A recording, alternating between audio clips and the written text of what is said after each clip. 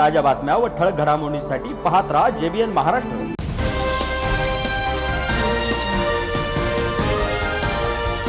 साखरेचे दर 80 रुपयाच्या पार झाल्यामुळे या वाढत्या महागाईच्या निषेधार्थ शिवसेना उद्धव बाळासाहेब ठाकरे गट आज आक्रमक होत रस्त्यावर उतरले आहे।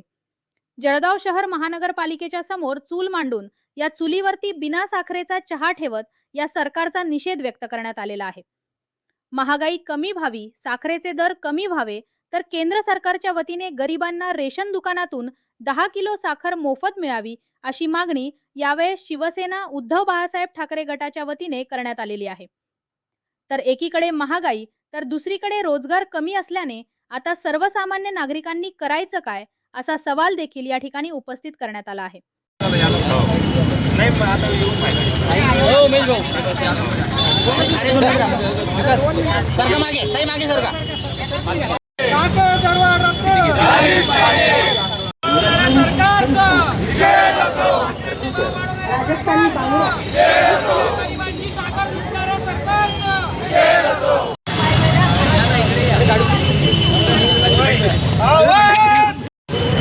साखर दरवाढ करणाऱ्या सरकारचं करायचं काय? या ठिकाणी तुम्ही एक अनोखं आंदोलन करता आहात, काय नेमकी तुमची मागणी आहे? जय महाराष्ट्र। आम्ही हे आंदोलन आज साखरेविरोधात केलेलं आहे। सरकारने साखर अचानक एवढी महाग केलेली आहे। आज दिवस पहिले साखर 42 रुपये किलो होती, अचानक आज साखर 85 ते 90 रुपये किलो साखर झालेली आहे। गोरगरीब जनता काय करणार? आम्ही गृहिणी आहोत।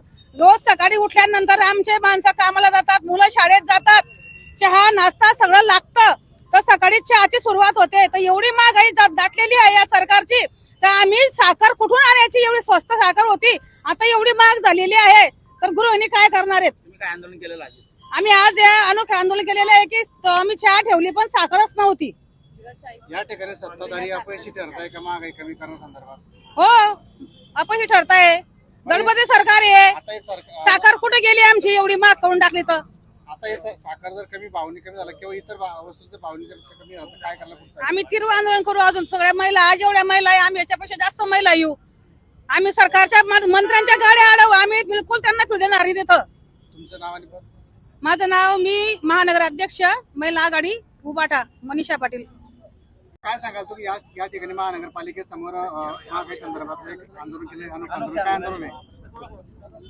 आपण पाहिलं असेल तर गेल्या 7-8 दिवसामध्ये साखरेचा भाव अतिशय उच्चांक गाठलेला आहे। या ठिकाणी ऊसापासून साखर बनते आणि आता इथेनॉल बनवण्यासाठी त्या ऊसाचा वापर त्या ठिकाणी केला जातोय, म्हणून इकडे साखर बनवण्यासाठी ऊसाचा तुटवडा इकडे झालेला आहे आणि त्यामुळेच साखरेच्या उत्पादनामध्ये घट झाल्याने या ठिकाणी साखरेचे भाव खूप उच्चांकी या ठिकाणी गाठलेली आहे। खरं तर इथेनॉलच्या माध्यमातून आपण जर पाहिलं असेल तर जे पेट्रोल बनवलं जातं त्याच्याने वाहने देखील खराब होत आहे आणि इकडे आपण पाहिलं असेल तर साखरेचे दर देखील या ठिकाणी खूप वाढलेले आहे। गेल्या महिन्याभरापासून या ठिकाणी जे साखरेचे दर 40-42 रुपये होते ते आज या ठिकाणी 80 ते 85 रुपयापर्यंत गेलेले आहे।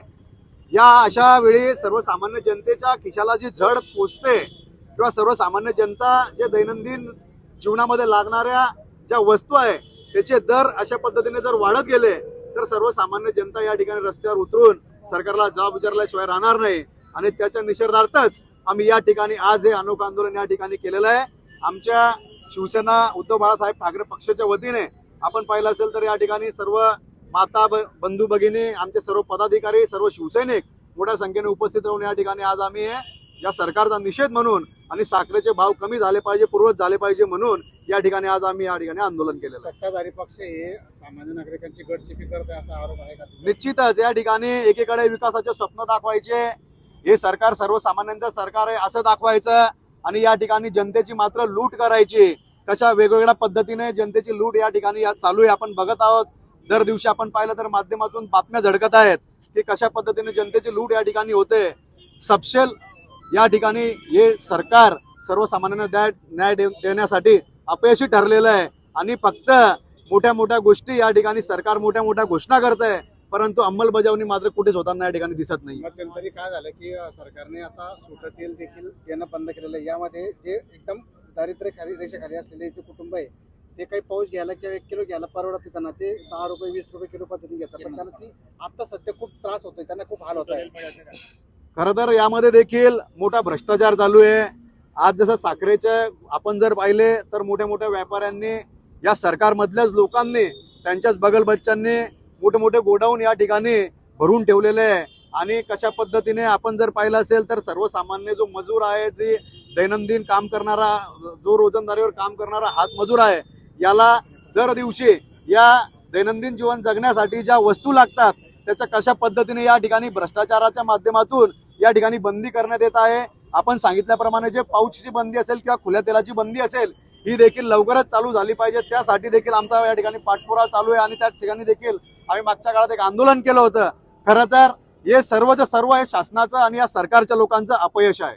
भाऊ, जे कालिंका माता मंदिर चौक ते कोटीनगर पर्यंत जो रस्ता काँक्रिटीकरणाचं काम हाती घेतलेलं, परंतु गेल्या महिन्याभरामध्ये 4 जणांचा या अपघातामध्ये बळी झालेला आहे. दरम्यान त्याचं कारण असं की या जो रस्ता आहे तो खडबडून ठेवलेला आहे. विशेष म्हणजे त्या रस्त्यावर आता मोठमोठे खड्डे पडलेले आहेत. या ठिकाणी सत्ताधारी पक्ष आहेत, जळगाव जिल्ह्यामध्ये 4 मंत्री आहेत तरी, आणि मध्यंतरी जो बायपास रस्ता आहे तो देखील खच्चीकरण झालेला आहे, म्हणजे तो भराव कसलेला आहे. आणि आता ती सर्व वाहतूक जळगाव शहरातून जाते आणि याच्यामध्ये अपघाताचं प्रमाण वाढलेलं आहे. काय सांगाल? आम्ही मागच्या शुक्रवारी आमचे महानगर प्रमुख शरद भाऊ तायडे, आमचे सर्वच पदाधिकारी, आम्ही नाहीच्या अधिकाऱ्यांशी या विषयावर चर्चा केलेली आहे.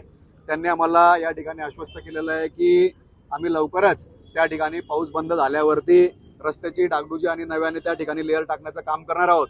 परंतु 1-2 दिवसामध्ये जर ते काम सुरू नाही झालं तर आम्ही त्या ठिकाणी रास्ता रोको करून त्या रस्त्याच्या सुधारणेच्या संदर्भामध्ये आणि रस्त्यावरती डागडुजी करण्यासंदर्भामध्ये आणि नव्याने रस्ता करण्यासंदर्भामध्ये त्या ठिकाणी एक मोठं आंदोलन मागच्या वेळेस जसं केलं होतं त्या पद्धतीचं आंदोलन आम्ही त्या ठिकाणी करणार आहोत.